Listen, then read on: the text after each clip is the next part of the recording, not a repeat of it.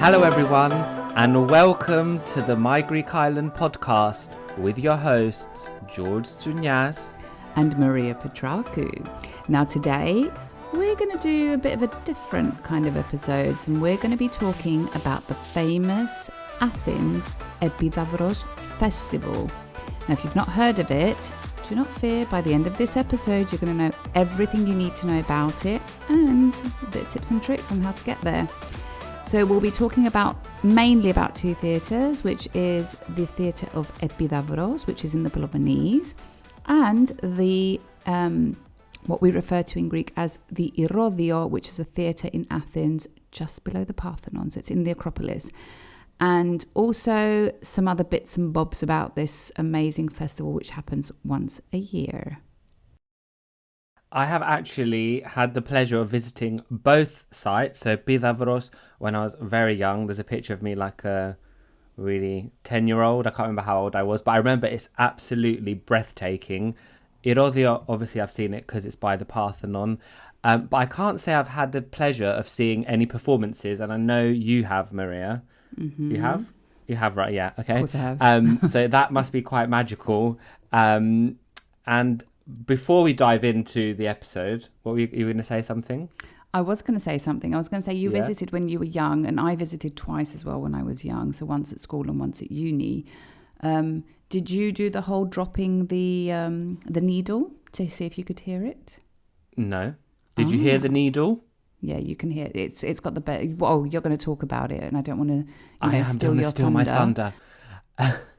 But before we dive into all those juicy details, if you're not following us on Instagram, and we say this every single time, head over now and hit that follow button on the Insta handle at My Greek Island. Exactly. And if you enjoy the podcast, we get loads of messages that we do, but do us a bit of a favor and head over and give us a rating or even maybe a review. We should maybe start reading out those reviews, George, or some of the messages that we get, because we really do enjoy them. But do head over, give us a review or rating on the podcast platform of your choice, because it does help us keep coming back with more content. So without further ado, let's transport you to Epidavros and Odeon.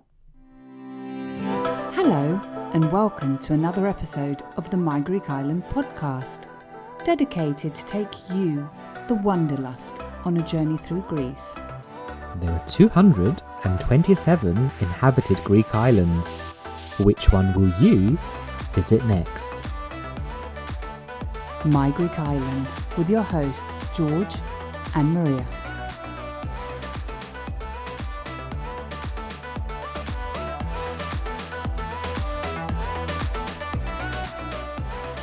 First up, Epidavros. So Epidavros is not only a site of historical significance, but it's also a testament to the achievements of the ancient Greek civilization. As Maria alluded to, its well-preserved theatre has some of the most fantastic acoustics in the world for the sound quality, but also it has a spiritual aura of the sanctuary that continues to captivate visitors to this day. Now, in terms of its location, it is in the Peloponnese. In Greek, it's Peloponnesos, and it's roughly around 120 kilometers from Athens. As well as the theatre, we've got the sanctuary of Asclepius. Epidavros was renowned in ancient times for its healing powers. And people would travel from all over to visit the site for its healing powers. The ancient theatre of Epidavros is the most famous landmark, with the exceptional theatre that. Do you want to say the story about the pin drop? Because I actually didn't do it. Yeah, we did it. We did it when I visited when I was young. So we all sat up and someone dropped a pin to see if we could hear it, and it is actually the acoustic is just on another level. So when you actually visit, you're not allowed to take pictures or anything, because just the click of a camera can be heard in the entire theatre. So it's definitely something you should try when you go there. Not during the theatrical performance, but either before. Yeah. It was built in the 4th century BC, and it can sit up to around 14,000 spectators, and it is very, very famous in Greece and worldwide for the annual Athens and Epidavros Festival. And actually, it's a really big honor, especially in Greece, for actors or artists to be able to play in Epidavros. It's like a really big symbol of you've kind of made it. And in 1988, it was made a UNESCO World Heritage Site, which is amazing. There's also an excavation and archaeological site, so for all those enthusiasts. And as we said about the healing tradition, it has continued for centuries, and it did remain. I think it was a place of pilgrimage even after the decline of ancient Greece. So people would go there for its healing powers. Maybe people still believe in that today. I'm not too sure, but we will find out.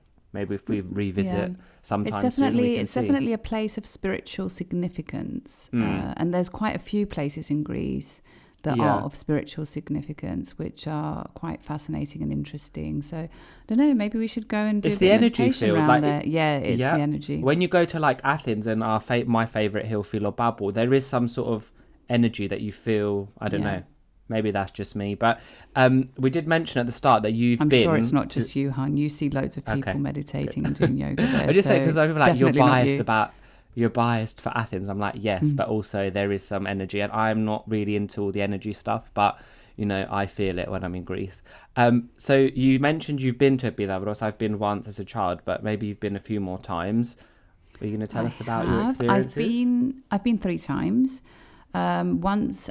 When I was in high school, once when I was at university, and once when I visited to so the first 2 times I visited just to see the historic landmarks. The 3rd time, however, I went to actually see a theatre during the annual festival. It was a Greek tragedy. My mind is playing games on me, so I actually don't remember exactly which one I saw. But yeah, it was during the annual festival. But just to note, the annual Epidavros Festival is not just in Epidavros, it covers venues in Athens as well, with the most popular being the Odeon of Herodes Atticus, which in Greek we refer to as Irodio, and that's how I'm going to be referring to it, and I imagine George as well throughout this episode. And that is also a theatre that is not to be missed. Now, we will talk about the festival in a bit, but note that other than the festivals that happen during, the performances that are on at these theatres during the annual festival, the Rodion in Athens is definitely worth looking into for some additional performances that take place, especially in September, where the weather in Athens is just perfect to be sitting in the Erodio and watching some type of performance, whether a concert, a theatre, or whatever. The last time I visited there was, I've seen a few theatre performances there, I've seen some concerts there, but the last time was in September 21 when I went to see Sting, it was just so magical.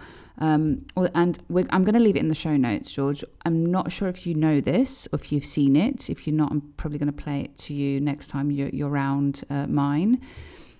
For me, I think one of the most famous concerts of all times was when the composer Yanni, of Greek origin, of Greek heritage, so Yanni the composer, had his concert in 1993, which was called Live at the Acropolis in the Erodion.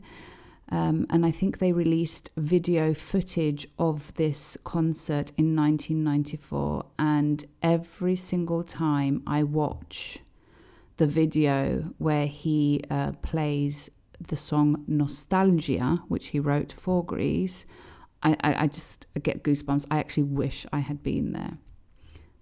Are you aware of the song?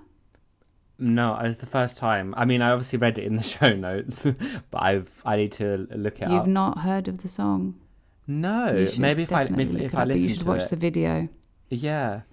So definitely my advice is that you need to see at least one performance at Epidavros and at the Erodio at least once in this lifetime. They're absolutely magical.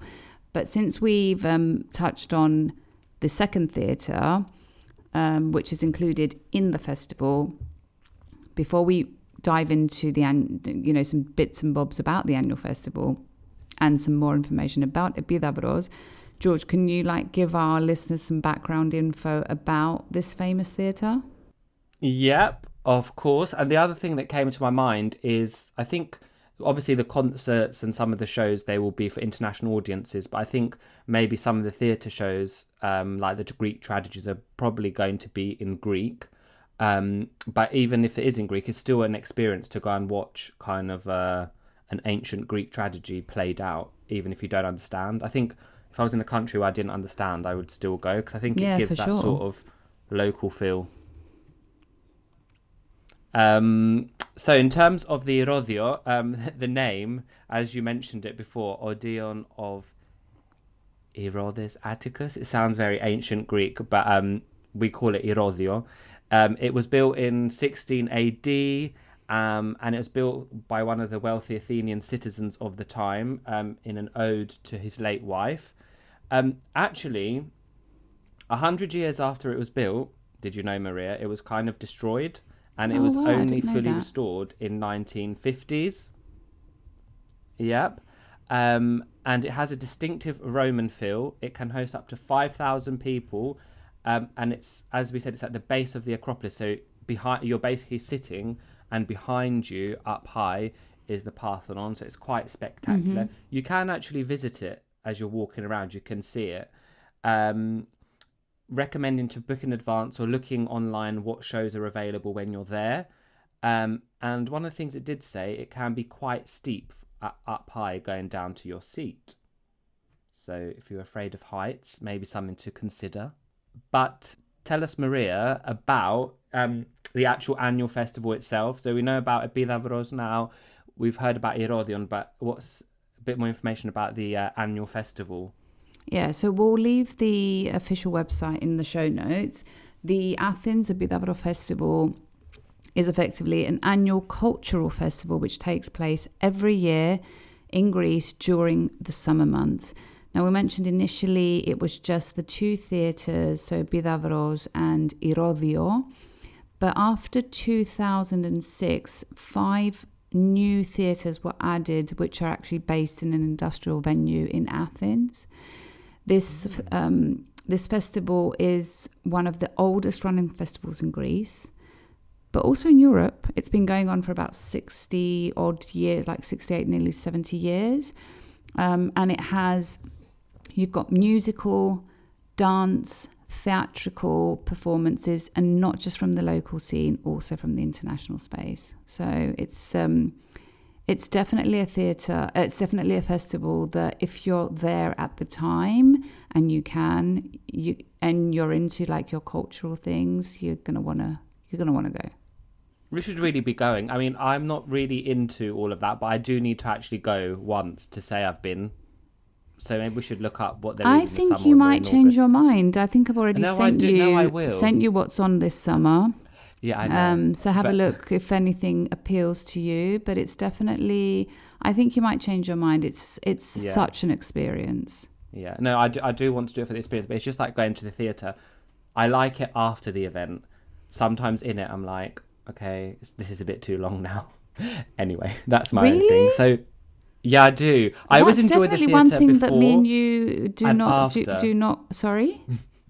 I like the before. I like the after. I like the during. But if a play or a theatre show goes on for too long, I'm like falling asleep.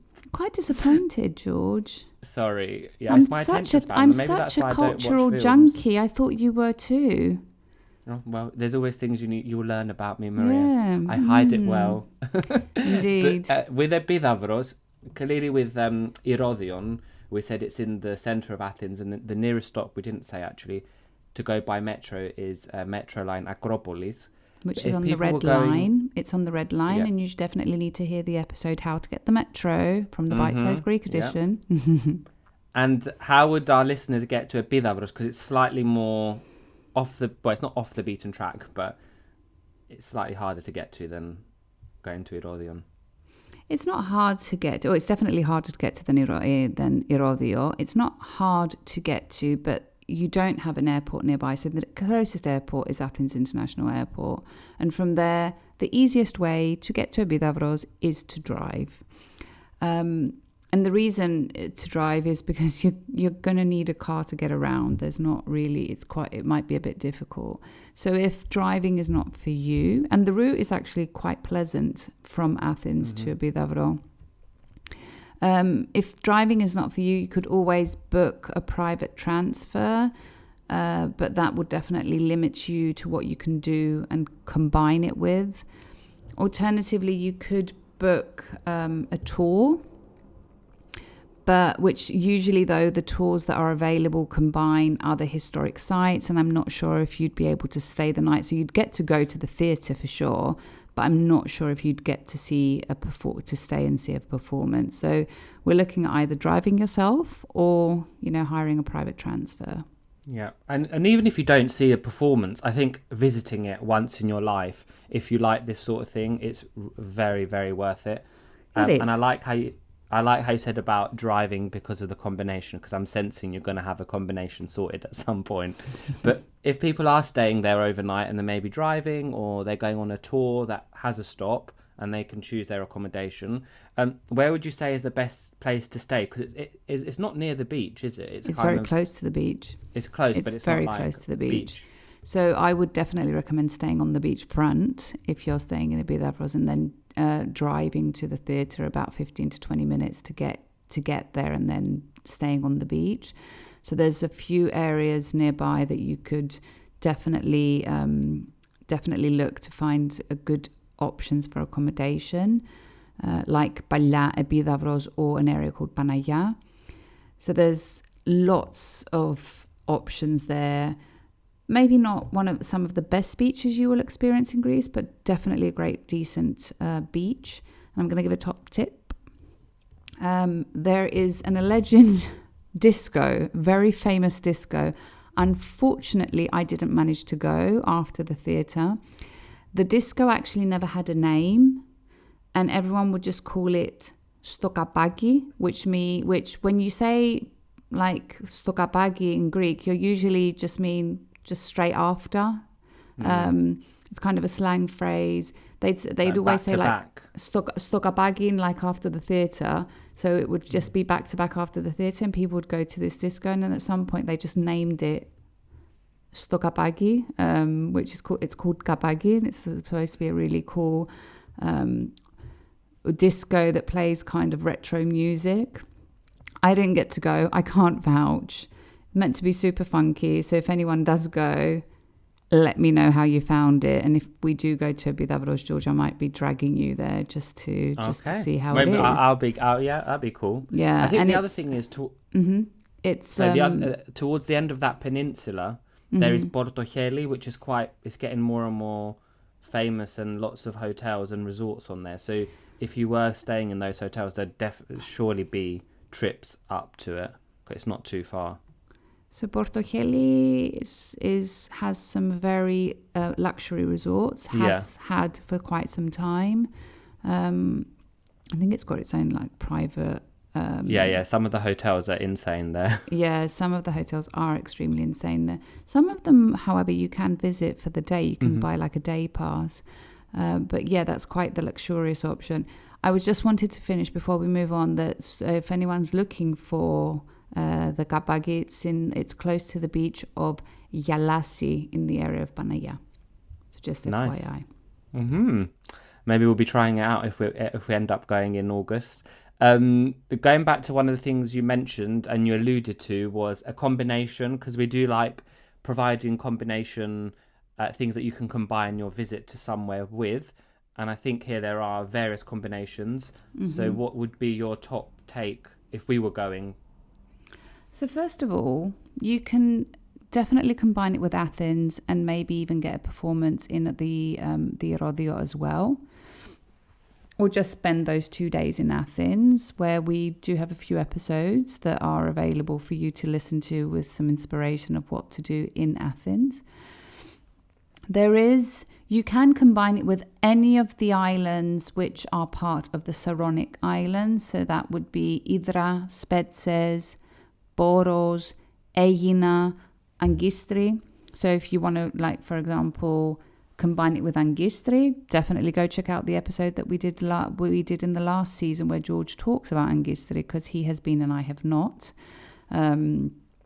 But keep in mind that if you do combine it with Hydra and Spetses and you do have a car, just keep in mind that you would need to leave the car somewhere, because these two islands do not allow cars. So you wouldn't be able to take it with you. Another interesting, I guess, combination is the area of Methana, which sort of looks like an island. It's just off. It's just at the end of the peninsula on the way down from Epidavros, and it's a volcanic region.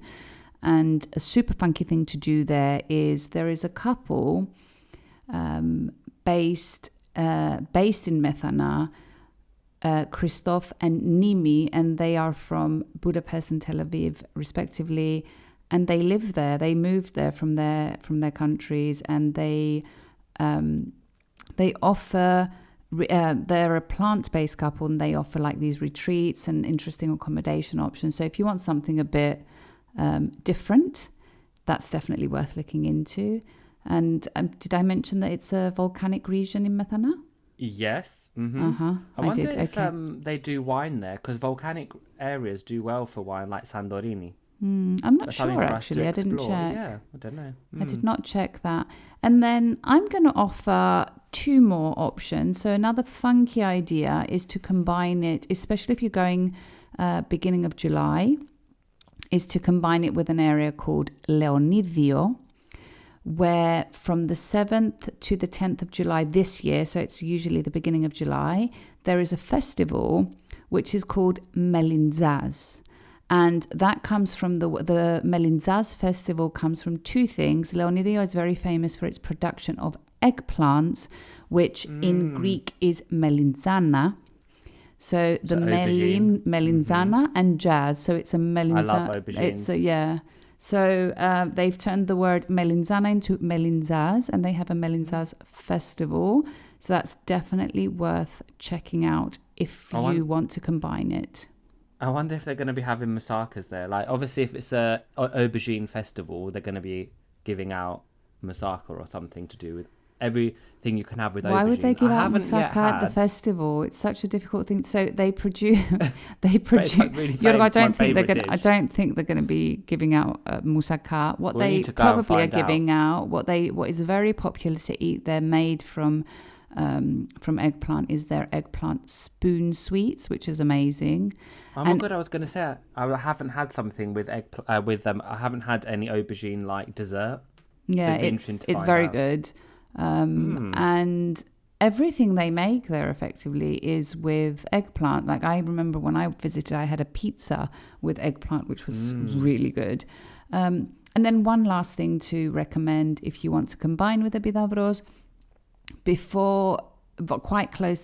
in close proximity is the wine region of Nemea, which is probably worth visiting for our wine lovers out there.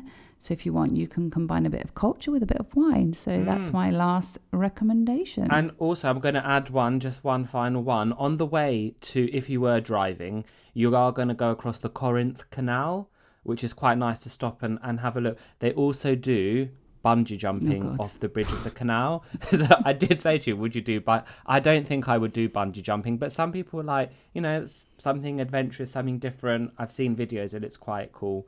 But yeah, that's my take on it. Have a bit of bungee jumping, then go and see an ancient tragedy, and then the next day go and sip some very unique wine. Yeah, it's just such a you could great do combo. So much, but yeah. So as we come to the end of this episode, as we always do in our My Greek Island podcast episodes, we have a Greek phrase of the episode.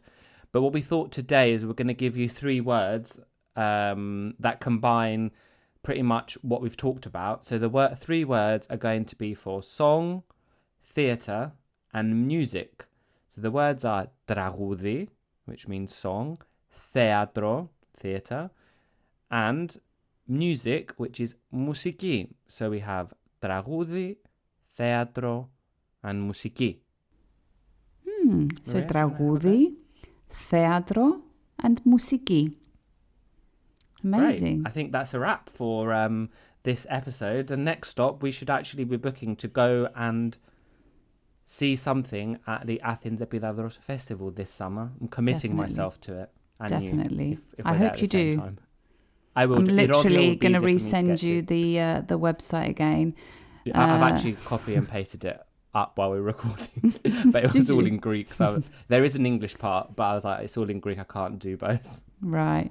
Okay. So thank you everyone for listening. And if you do visit Epidavros or Odeon or anything that takes place during the Athens Epidavros Festival, or maybe even Leonidio, and go to that Melin Jazz Festival and get some jazz while having a bit of eggplant spoon sweet, let us know how you found it and what you loved. Until then, see you on the next episode. Yassas. Yassas. Right, my Greek Islanders, this comes to the end of another episode of this podcast. Now you know the drill. If you like this episode, share it to share the love with the My Greek Island community, where everyone is welcome. And don't forget to follow, like, subscribe, and all that jazz. And maybe give us a little rating from wherever you're listening to us from, so you are notified every time a new episode drops.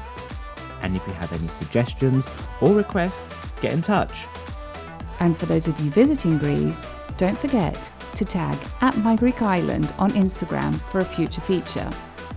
Until then, see you later, or as they say in Greek, Ta leme.